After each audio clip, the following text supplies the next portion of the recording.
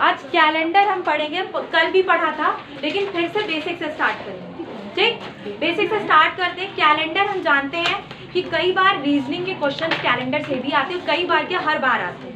2 या 3 क्वेश्चन आपके रीजनिंग से जरूर आते हैं जो कैलेंडर के बेस पे होते हैं। अब देखो कैलेंडर हम जानते हैं कि 2 तरह का साल होता है, एक होता है लीप ईयर और एक होता है नॉर्मल ईयर। लीप ईयर आपका होता है 366 डेज का, ठीक, और नॉर्मल ईयर होता है आपका 365 डेज का। देखो ये 366 डेज वाला लीप ईयर क्यों होता है, इसमें एक दिन एक्स्ट्रा होता है। कौन से महीने में? फेब, ठीक है, फेब के महीने में एक दिन एक्स्ट्रा होता है, इसी वजह से हम इसे 366 डेज बोलते हैं और इसे क्या बोलते हैं हम? Leap year. हम कैसे पता करेंगे कौन सा ईयर लीप होगा और कौन सा नॉर्मल?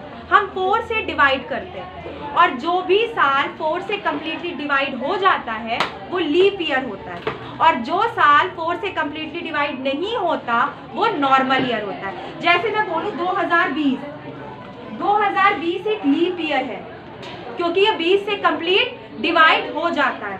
अगर मैं बोलूँ 2024 ये लीप ईयर है क्योंकि कंप्लीटली 4 से डिवाइड हो जाता है। जैसे मैं बोलूँ 2021 ये लीप ईयर नहीं है, ये 21 कंप्लीटली 4 से डिवाइड नहीं होगा। 22 लीप ईयर नहीं है, ठीक, क्योंकि ये नॉर्मल ईयर है, 4 से डिवाइड नहीं होगा। समझ में आया? 366 दिन लीप ईयर, 365 दिन नॉर्मल ईयर। अब बताओ कि ये एक दिन एक्स्ट्रा कैसे होता है, इसको मैं बताती हूँ तुम लोग को। ये एक दिन एक्स्ट्रा कैसे होता है? हमारी अर्थ जो रोटेशन करती है एक बार, एक रोटेशन उसे कवर करने में 365 दिन और 6 घंटे लगते हैं। 365 डेज और 6 आवर्स लगते हैं, ठीक, एक साल यानी पूरी रोटेशन कवर करती है। अब ये 6 घंटे 4 बार जोड़ते हैं हम, 6 + 6 + 6, तो ये कितना आता है? 24। अब यही एक दिन 4 साल बाद बढ़ जाता है और फरवरी 29 डेज की हो जाती है। यही जो 6 घंटे हम जोड़ते हैं यही एक दिन 24 घंटे में कन्वर्ट होके एक दिन एक्स्ट्रा बढ़ जाता है, और कौन सा दिन बढ़ जाता है? फेब 29 की हो जाती है। फरवरी में ही बढ़ा सकते हैं, 29 की फेब हो जाती है। अब एक चीज़ और बचपन में आपने सीखा होगा, एक बहुत पुरानी ट्रिक है, मैं फिर से इसका रिवीजन कर देती हूँ कि हम कैसे जानेंगे कौन सा महीना 30 का है कौन सा 31 का। आपके पास हाथ है, 10 उंगलियां, इसको ऐसे करते हैं, ये चेक करते हैं, जो ऊपर उठा होता है वो होता है 31 का। जनवरी 31, फेब नीचे धंसा हुआ है, फेब नहीं होता, ठीक। फिर उसके बाद है मार्च 31, मार्च के बाद अब जनवरी, फरवरी, मार्च, अप्रैल 30, फिर अप्रैल के बाद मई 31 उठा है, मई के बाद जून 30, जुलाई उठा है 31, फिर ये जोड़ लो, जुलाई अगस्त दोनों 31 होता है, जुलाई भी 31, अगस्त भी 31, अगस्त के बाद सितंबर 30, अक्टूबर 31, नवंबर 30, दिसंबर, जो ऊपर उठा हुआ पार्ट होगा वो 31 का होगा और जो धंसा हुआ होगा वो 30, या मैं फेब की बात करूँ, जनवरी के बाद फरवरी नीचे ही तो आती है, तो ये 28 या 29 की होगी। तो 2 कॉन्सेप्ट क्लियर हो गए, 3 कॉन्सेप्ट क्लियर हुआ कि लीप ईयर और नॉर्मल ईयर क्या होता है। लीप ईयर वो ईयर होता है जिसमें 4 से जो डिवाइड हो जाता है वो लीप ईयर होता है, यानी उसमें डे कितने दिन के होते हैं? 366 दिन होते हैं उसमें। नॉर्मल ईयर वो ईयर होता है जिसमें एक दिन एक्स्ट्रा होता है, सॉरी 365 डेज होते हैं, उसमें कोई भी दिन एक्स्ट्रा नहीं होता है, यानी वो नॉर्मल 365 दिन ही रहता है, लेकिन वो 4 से डिवाइड नहीं होगा। नॉर्मल ईयर 4 से डिवाइड नहीं होगा, लीप ईयर 4 से कम्प्लीटली डिवाइड हो जाएगा। यहाँ तक समझ में आ गया? तो अगर हम देखते हैं 2024 लीप ईयर है, लीप ईयर, 2027 लीप ईयर नहीं है, 2028 leap year, 2016 leap year, 2020 leap year, 2012 leap year है, मैंने कहा 2013 नॉर्मल ईयर है। समझ में आ गया? तो लीप ईयर 366 दिन होंगे, नॉर्मल ईयर 365 दिन होंगे। समझ में आ गया यहाँ तक? सेकेंड थिंग, ये 4 साल बाद एक दिन कैसे बढ़ जाता है? क्योंकि अर्थ का रोटेशन 365 दिन और 6 घंटे, यही 6 घंटा 4 बार जोड़ देते हैं तो 24 घंटे बन जाते हैं, और हम जानते हैं 24 घंटे का एक दिन होता है, और यही आगे चल के एक लीप ईयर बन जाता है 4 साल बाद, और दिन 366 हो जाते हैं। 4 साल बाद लीप ईयर एक होता है। हाँ, 4 साल पे लीप ईयर आता है, इसीलिए तो वो 4 से क्या हो जाता है? डिवाइड हो जाता है, और जो नॉर्मल ईयर होते हैं वो 4 से डिवाइड नहीं होते। यहाँ तक कॉन्सेप्ट समझ में आ गया? हाँ, 4 से हम चेक कर, अब देखो सेंचुरी अगर हमें चेक करनी होती है, मैम आपने तो बता दिया कि लीप ईयर है तो वो 4 से हम डिवाइड कर लेंगे, चेक कर लेंगे। अगर सेंचुरी है यानी 1600 सेंचुरी के कोई क्वेश्चन आ गया या 1700 सेंचुरी का कोई क्वेश्चन आ गया, तो सेंचुरी को भी हम 400 से डिवाइड करेंगे। 4 से नहीं करेंगे, किससे करेंगे? 400 से। अगर वो 400 से कटती है तो वो सेंचुरी लीप ईयर वाली होगी। अगर वो 400 से सेंचुरी नहीं कटती है तो वो सेंचुरी लीप ईयर की नहीं होगी। समझ में आ गया? अब आगे बढ़ते हैं। देखो लीप ईयर की सेंचुरी सीधा सा मतलब है, जैसे मैंने बोला 2000 कम्प्लीटली डिवाइड है इससे 400 से, तो ये लीप ईयर 1900 डिवाइड नहीं है, तो ये नॉर्मल सेंचुरी का वो साल होगा। ठीक, सेंचुरी जो 400 से डिवाइड हो वो कौन सी सेंचुरी होगी? Leap century. जो 400 से डिवाइड नहीं हो वो नॉर्मल सेंचुरी। जो ईयर 4 से डिवाइड हो वो लीप ईयर, जो ईयर 4 से डिवाइड ना हो वो नॉर्मल। समझ में आया अब तक? ये वाला कॉन्सेप्ट भी जो उठा है वो 31, जो नीचे धंसा है वो 30 का। अब इसके आगे बढ़ते हैं, हम मंथ कोड देखते हैं। ठीक है, मंथ कोड जनवरी, फरवरी, मार्च, अप्रैल, मई, जून, जुलाई, अगस्त, सितंबर, अक्टूबर, नवंबर, दिसंबर। देखो मैंने कल कहानी सुनाई थी ना कि एक गर्लफ्रेंड और बॉयफ्रेंड है। बॉयफ्रेंड ने अपनी गर्लफ्रेंड को आई लव यू कहा, लेकिन गर्लफ्रेंड का नाम क्या है? Julia. Julia I love you बोलेंगे कितने लेटर होते हैं? 6। I love you 1 2 3 4 5 6। तो जूलिया को आई लव यू बोला तो जूलिया यानी जुलाई 6 हो गया। ठीक, अब देखो जुलाई यानी जूलिया को उसने आई लव यू बोला, 6 लेटर है कि आई लव यू है, तो महीने का कोड क्या होगा? जुलाई का 6 होगा। ठीक, अब मैं कहूँ जनवरी, वो अपने उसका जो बॉयफ्रेंड है, उसका जो प्रेमी है, वो अपनी गर्लफ्रेंड से यानी अपनी प्रेमिका से क्या कह रहा है कि जान मैं तुम्हारे बिना कुछ भी नहीं हूँ, तो 0 हूँ। तो जान मैं तुम्हारे बिना कुछ भी नहीं, तो जनवरी का 0। हमारे और तुम्हारे बीच कोई तीसरा आएगा तो मैं फाड़ दूंगा, तो फरवरी का कोड हुआ 3। मार्च, अब हमारे और तुम्हारे बीच कोई तीसरा आएगा तो मैं मार दूंगा, फाड़ दूंगा और मार दूंगा, तो मार्च का भी कोड हुआ 3। तो उसकी गर्लफ्रेंड क्या कहेगी? भाई इतना खून खराबा करना ठीक नहीं है क्योंकि आप बहुत अच्छे हैं। आप क्या हैं? अच्छे हैं। तो अप्रैल का होगा 6। फिर वो क्या कहेगा? नहीं भाई मैं तो अकेला हूँ। मैं क्या हूँ? मैं अकेला हूँ, तो मई का 1। जून में कैसे गर्मी पड़ती है? चारों तरफ से गर्मी पड़ती है ना।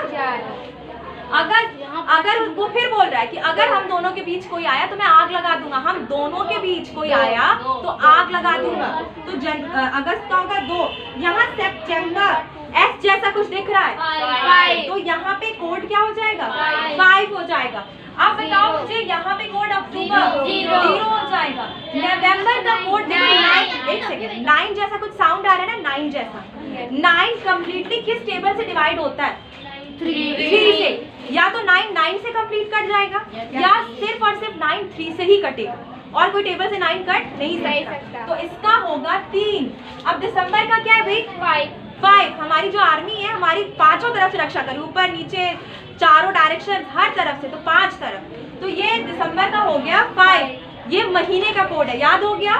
जनवरी का 0, फेब का 3, मार्च का 3, अगस्त का 6, अप्रैल का 6, अप्रैल का 6, मई का 1, जून का 4, जुलाई का 6, अगस्त का 2 और सितंबर का 5, अक्टूबर का 0, नवंबर का 3, दिसंबर का 5। नवंबर का 9। हाँ नहीं, नवंबर का 3 होगा। ठीक, अब चलिए आगे सेंचुरी कोड देख लेते हैं, क्योंकि जो सेंचुरी में क्वेश्चन आएंगे ना कि 1947 15 अगस्त को कौन सा दिन था, 1947 26 फरवरी को कौन सा दिन था, तो क्या। लेकिन मंथ कोड में एक चीज मैं भूल गई यहाँ पे बताना आपको कि जब लीप ईयर होगा तो जनवरी और फरवरी का कोड बदल जाएगा।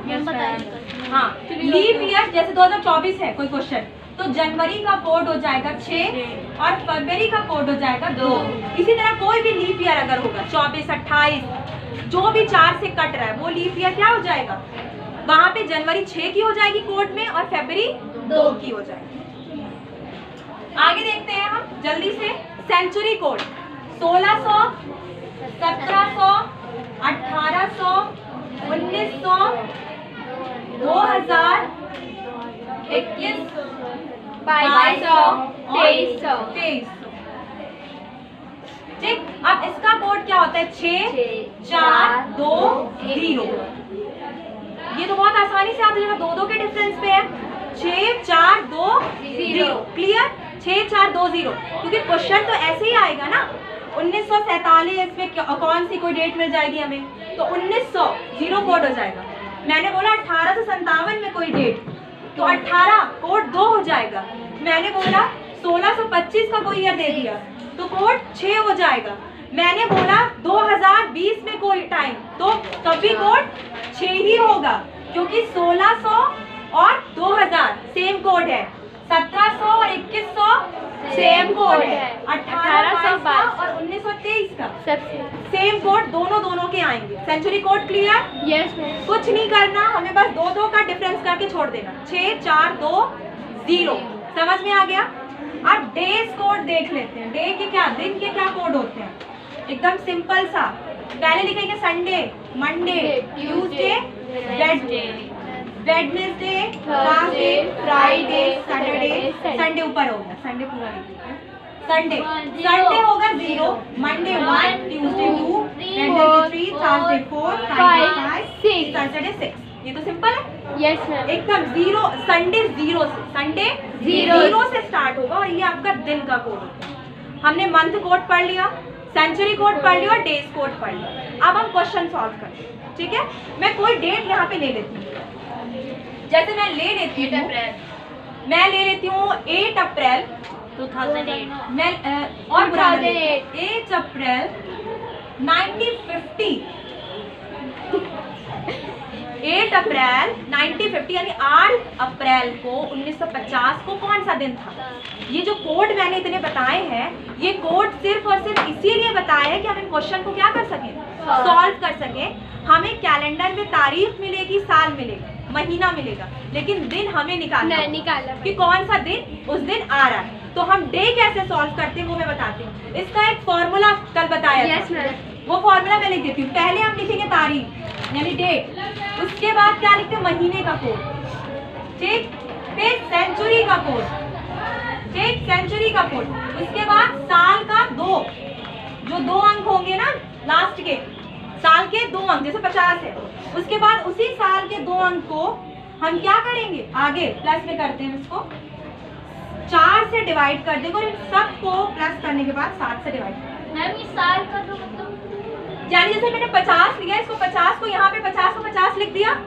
उसके बाद 50 को 4 से डिवाइड करके जो आएगा आंसर वो लिखेंगे। ठीक, शेषफल नहीं लिखते, जो उधर आता है बचता है, अभी हम सॉल्व करते हैं। ये फॉर्मूला लिख लो, हमेशा यही फॉर्मूला लगता है। डेट, आपका मंथ, सेंचुरी, आपके ईयर के 2 डिजिट्स जो भी होंगे, ईयर के 2 डिजिट्स को 4 से डिवाइड करना।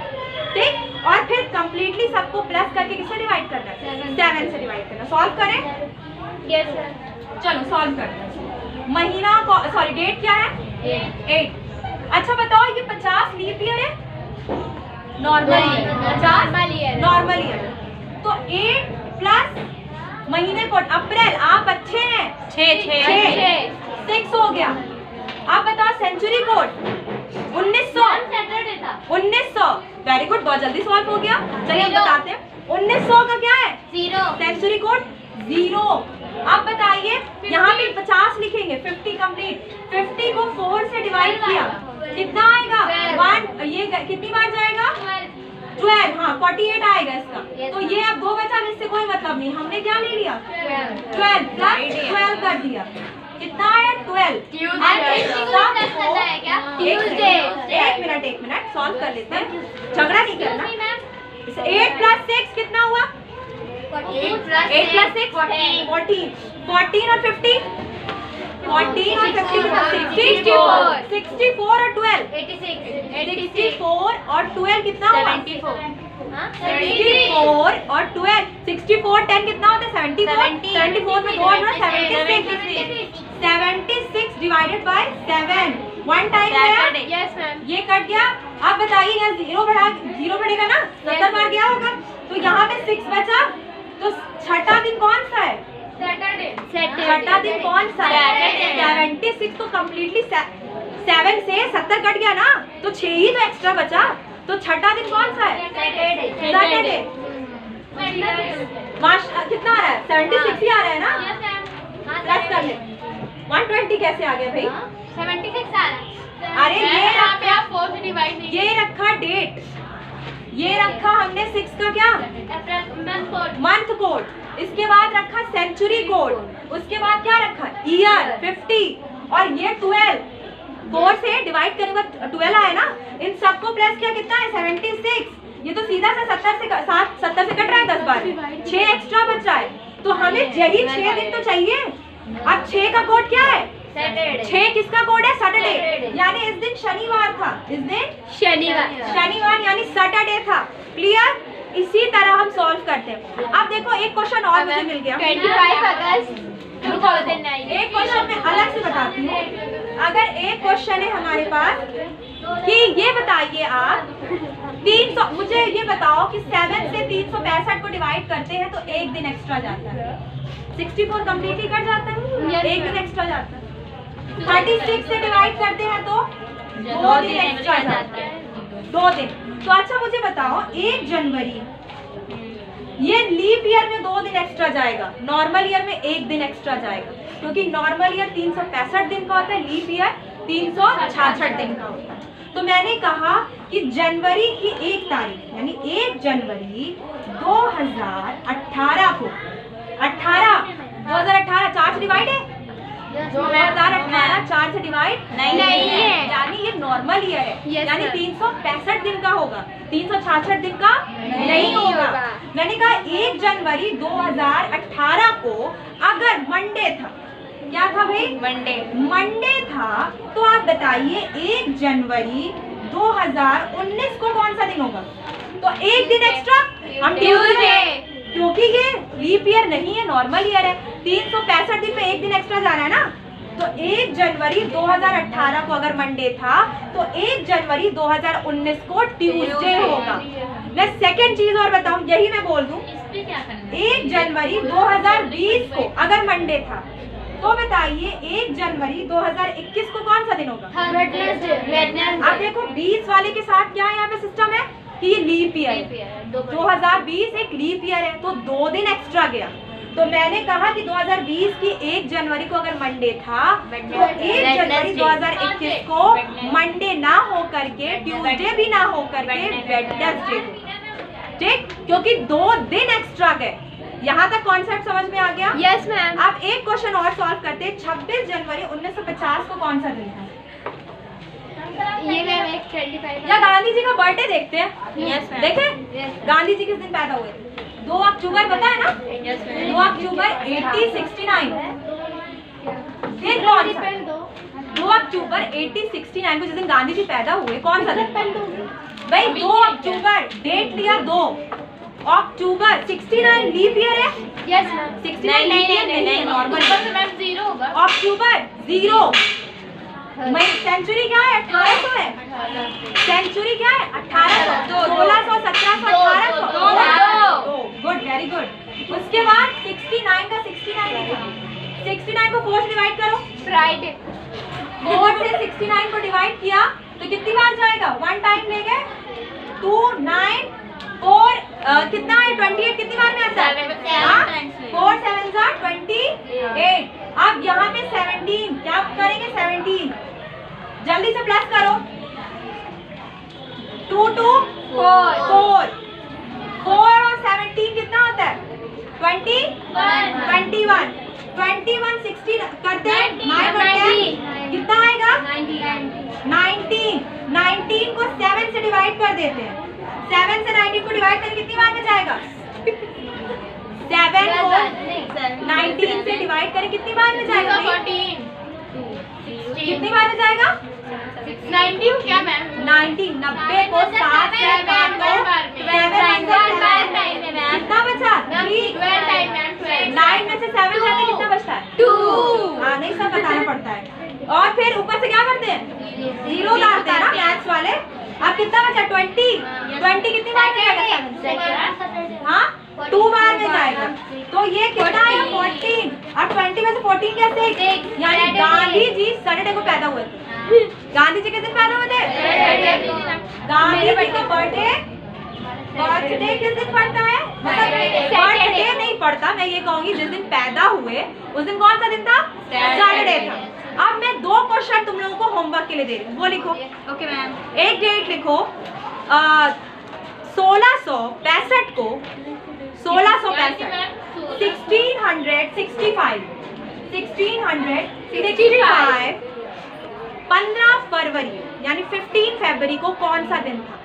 15 फरवरी 1665 को कौन सा दिन था? एक क्वेश्चन और लिखो, एक क्वेश्चन और लिखो। 6 जुलाई 2040 को 2040 को आपका कौन सा दिन पड़ता है? एक 2040 का क्वेश्चन दिया और एक कौन सा दिया है? 1665। ठीक, दोनों क्वेश्चन सॉल्व करके आना।